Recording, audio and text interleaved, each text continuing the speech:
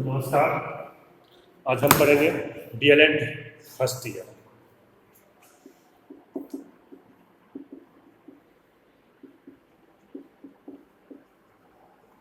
Subject code है F1। विषय का नाम है समाज शिक्षा और पाठचर्या की समझ। इसमें आज हम शुरू करेंगे यूनिट 2।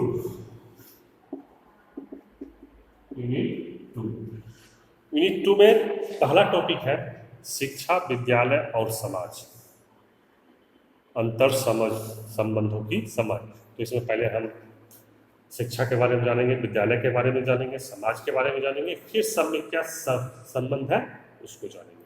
तो इसमें हम आज सबसे पहले शुरू करेंगे समाज, मतलब जो क्या पहले सामाजिक पढ़ चुके हैं, इसलिए समाज समझने में आसानी होगी। तो इसके साथ हम शुरू करते हैं समाज।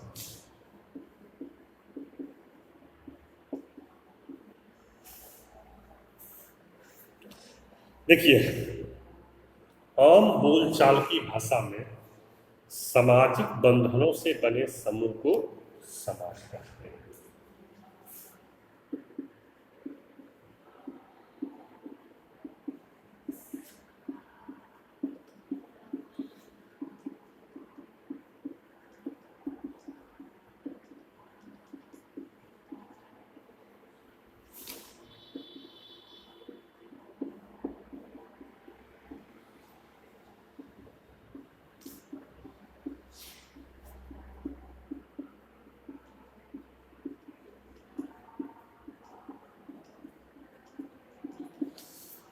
देखिए हम कि आम बोलचाल की भाषा में जो सामाजिक बंधन होते हैं, सामाजिक बंधन कैसे होते हैं? परिवार हुआ, परिवार में जो माता पिता दादा दादी हो गए, चाचा चाची हो गए, फिर पड़ोसी हुए, इस तरह से जो निर्माण होता है सामाजिक बंधन, जिसको हम अपनत्व कहते हैं, आम बोलचाल की भाषा में हम उसे समाज कहते हैं। ये तो आम बोलचाल की भाषा में हो गया। अब सामान्य अर्थ में जब दो या उससे अधिक व्यक्ति पारस्परिक लाभ के लिए एक दृष्टिकोण या एक धर्म की मान्यता से अभिभूत होकर आपसी संबंधों पर आधारित समूह का निर्माण करते हैं तो उसे समाज कहा जाता है। क्या आप समझे हैं? फिर से समझा देते हैं। देखिएगा, कोई भी ऐसा दो व्यक्ति या दो से अधिक व्यक्ति आपस में एक दूसरे के लाभ के ऐसा समूह बनाएगा जिससे कि उस समूह के सारे व्यक्ति लाभान्वित हो, लाभ के लिए। और कैसा समूह रहेगा? या तो सभी का एक प्रकार का दृष्टिकोण हो सकता है, सभी की एक प्रकार की सोचने की क्षमता हो सकती है, या सभी जाति से एक हो सकते हैं, या फिर सभी धर्म से एक हो सकते हैं, या रीति रिवाज परंपरा मान्यता से वह एक हो सकते हैं। तो ऐसे जिसके सभी विचार आपस में मिलते हैं, उसका जो समूह बनाया जाएगा और जो उसका निर्माण करेगा एक दूसरे के लाभ के, समान अर्थ में उसे ही समाज कहते हैं। और ये तो समान अर्थ में हुआ। आप पढ़ते हैं समाज शास्त्र।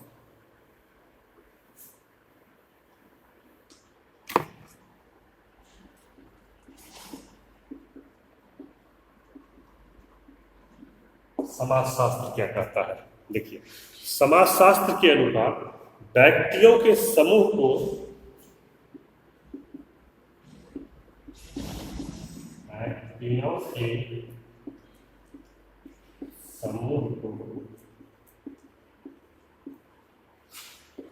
तब तक व्यक्तियों के समूह को तब तक समाज नहीं कहा जाता है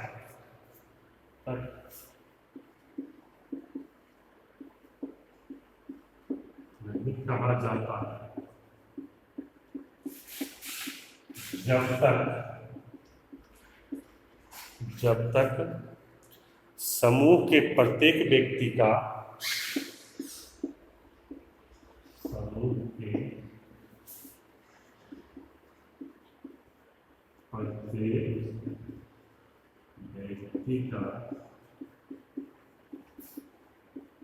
एक दूसरे से संबंध देखिए, कहीं तो कोई त्योहार लगता है, कोई मेला लगता है, वहाँ भी तो बहुत सारे लोग इकट्ठा हो जाते हैं, बहुत बहुत सारे लोग रहते हैं। लेकिन वहाँ क्या होता है, आपस में लोग एक दूसरे को नहीं जानते हैं। इसलिए समाज शास्त्र उसे समाज नहीं कहता है, क्योंकि वहाँ सभी अलग अलग लोग हैं कि कोई एक दूसरे को जानने वाले नहीं है। लेकिन जब समूह का प्रत्येक व्यक्ति एक दूसरे को जानेगा, मिलजुल करके कार्य करेगा, तब समाज शास्त्र ने उसे समाज कहा है। कि हम कोई भी समूह में क्यों नहीं हो, लेकिन वहां जब तक हम प्रत्येक सदस्य को नहीं जानेंगे और प्रत्येक सदस्य हमें नहीं जानेगा, और सभी एक दूसरे को नहीं जानेंगे, तब तक वह समाज नहीं कहा जाएगा। ये था समाज शास्त्र के रूप में। अब आते हैं हम व्यापक अर्थ। व्यापक अर्थ में समाज, व्यापक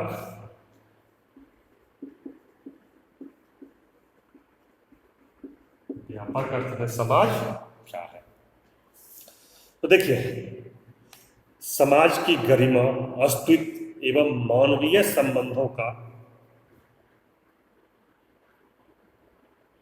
वह पुंज समाहित है जो सार्वभौमिक एवं देश काल से परे है। व्यापक अर्थ में समाज की गरिमा,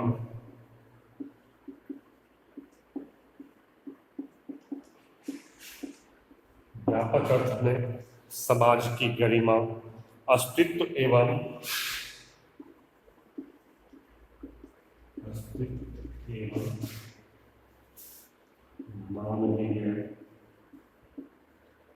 मानवीय संबंधों का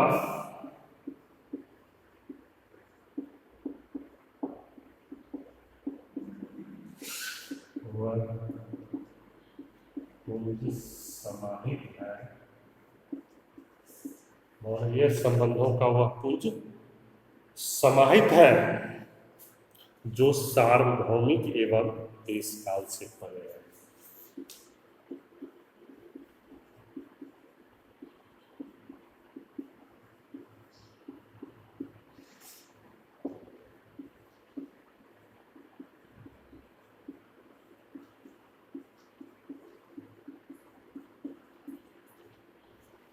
देखिए, किससे कहा गया व्यापक अर्थ में, जिस समाज की अपनी गरिमा हो, जिस जिस समूह का अपना अस्तित्व होगा, जहां मानवीय संबंध होंगे, आपस में एक दूसरे से जुड़ा होगा, सभी एक सुख दुख के भागी होंगे, और जो सार्वभौमिक मतलब सभी जगह उत्पन्न होगा, उसका देश और काल से कोई संबंध नहीं होगा कि कौन सा समय है, कौन सा देश है, लेकिन जहां मानवीय संबंधों का पुंज आपस में मिला हुआ है, एक दूसरे को जान रहे हैं, सबको सहभागी बन रहे हैं, तो व्यापक अर्थ में वही समाज है। अब आते हैं हम संकुचित अर्थ में।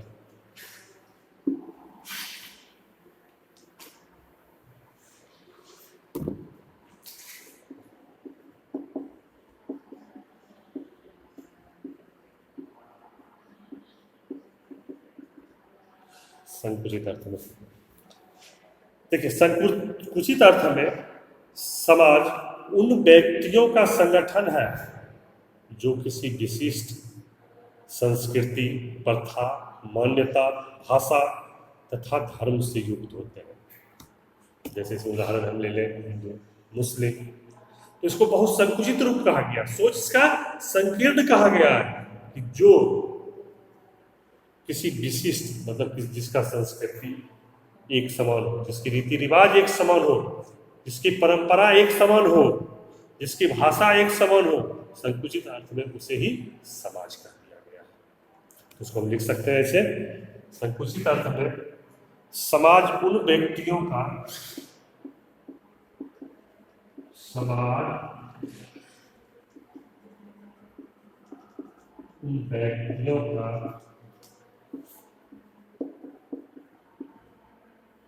समाज उन व्यक्तियों का संगठन है जो किसी विशेष संस्कृति, जो किसी विशिष्ट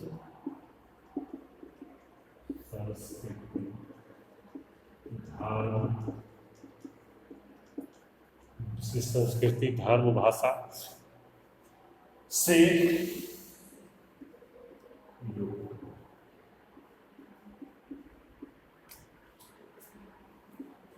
मतलब कोई एक धर्म मानने वाला, जैसे कि हिंदू मुस्लिम सिख ईसाई, तो संकुचित अर्थ में हुआ पूरा हिंदू है वह समाज है, पूरा मुस्लिम है वह समाज है, पूरा क्रिश्चियन है वह समाज है। एक भाषा बोलने वाले, मान लीजिए जितने तमिल बोलने वाले, संकुचित अर्थ में क्या कहा, वह सभी एक समाज। तो संकुचित अर्थ में यह था समाज का। अब हम आते हैं समाज की परिभाषा पर।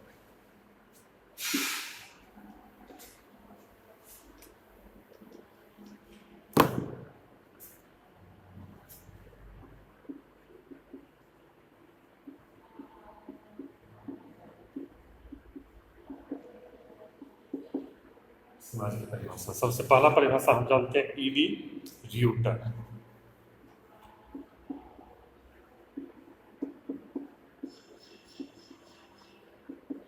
ईवी र्यूटर ने समाज की क्या परिभाषा दी है ये जानते हैं। इन्होंने कहा है कि समाज एक अभूतपूर्व शब्द है। समाज एक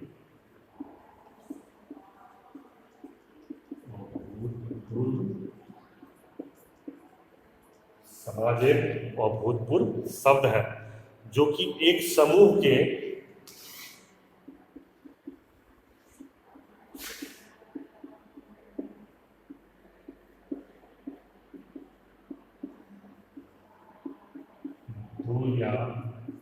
एक समूह के दो या दो से अधिक सदस्यों के बीच, दो से अधिक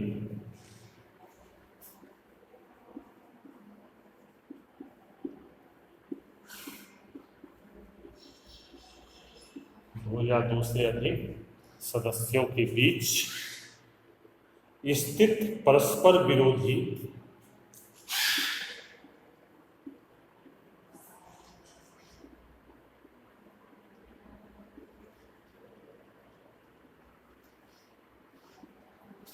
परस्पर विरोधी संबंधों की जटिलता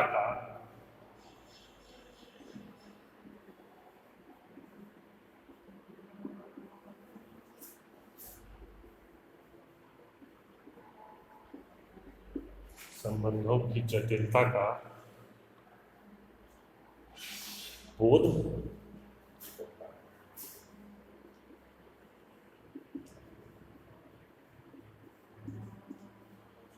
ये परिभाषा दिया है समाज का। क्या कहा है, समाज एक अभूतपूर्व शब्द है जो कि दो या दो से अधिक सदस्यों के बीच स्थित परस्पर विरोधी संबंधों की जटिलता का बोध होता है। इसको ऐसे समझते हैं,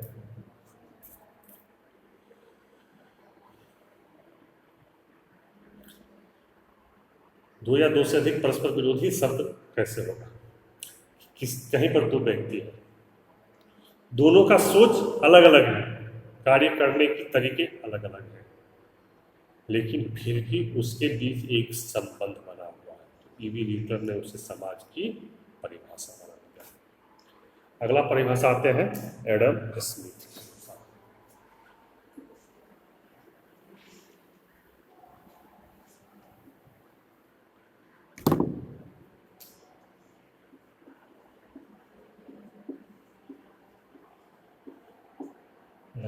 समाज का क्या परिभाषा दिया है वो जानते हैं कि मानव समाज के पारस्परिक संबंधों में मितव्ययता के कृत्रिम उपाय का नाम समाज है।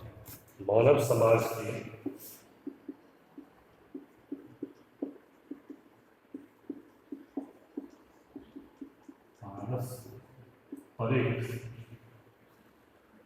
समाज के पारस्परिक संबंधों में मितव्ययता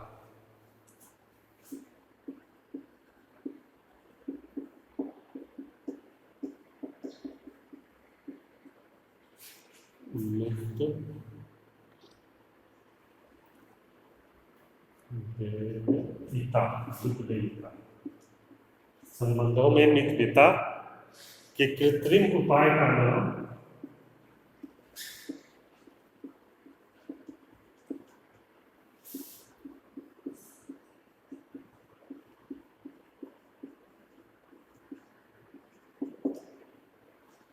ये परिभाषा दिया है एडम स्मिथ ने। अब ये यहाँ तक पूरा हो गया है समाज का अर्थ परिभाषा। अगले क्लास में हम पढ़ेंगे समाज के शैक्षिक कार्य। धन्यवाद।